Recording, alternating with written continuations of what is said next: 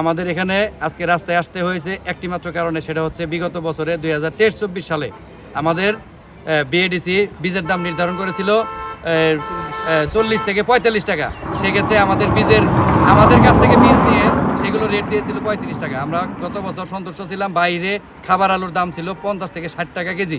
তারপরেও আমরা বিএডিসি চুক্তিবদ্ধ চাষি যারা ছিলাম, আমরা সবাই বিএডিসির চাহিদা অনুযায়ী আমরা বীজ সরবরাহ করেছি। কিন্তু এবছর আমাদের 70 থেকে 72 টাকায় ভিত্তি বীজ আলু কিনে আমাদের কীটনাশকের দাম বেশি, সারের দাম বেশি, উৎপাদন খরচ বেশি, মজুরি বেশি, সকল কিছু হওয়া সত্ত্বেও আমাদের উৎপাদন খরচ হয়েছে প্রতি কেজিতে 30 টাকা। সেক্ষেত্রে আমাদের এবছর 2024-25 অর্থ বছরে বীজ আলু উৎপাদনে সরকার আমাদের দাম নির্ধারণ করেছে 26 থেকে 28 টাকা, যেটা আমাদের জন্য একদম আমরা শেষ হয়ে যাইতেছি।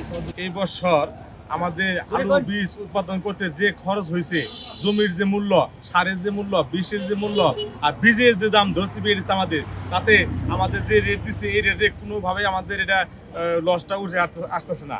বর্তমানে আমরা যে এক এক ব্যাংকের থেকে, এক এনজিও থেকে বা ধানের উপরে টাকা আনছি, ঋণ করে টাকা এনে আলু করছি, এখন আমাদের যদি এই বাজার মূল্যটা সঠিকভাবে না দেয়, ন্যায্য মূল্য না দেয়, তাহলে তো আমরা তো আর আগামীতে আলু করতে পারবো না। প্রয়োজনে আমাদের অন্য রাস্তা বেছে নিতে হবে। আমাদের যে আলুর মূল্য দিতেছে, এই মূল্য নিয়ে আমাদের ঋণ পরিশোধ তো হচ্ছেই না। বউগুলা বাচ্চা নিয়ে লেখাপড়া করা কোনোভাবেই সম্ভব না। এটা মাননীয় উপদেষ্টাকে প্রচুর অনুরোধ করা হইতেছে যে আমাদের মূল্যটা একটু বাড়িয়ে দেন। এই বছর আমরা বিএডিসির থেকে ভিত্তি বীজ ক্রয় করেছি 60 থেকে 64 টাকা দরে। আমাদেরকে এই বছর রেট নির্ধারণ করছে 26 থেকে 28 টাকা। অতীব দুঃখের বিষয়। আপনারা যারা উপস্থিত হয়েছেন তাদের উদ্দেশ্যে আরেকটি কথা বলতে চাই।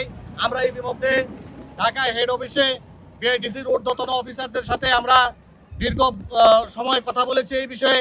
আমরা এখন পর্যন্ত কোনো রেজাল্ট পাই নাই। এই বিএডিসির বীজ আলু উৎপাদন করতে পারবো না।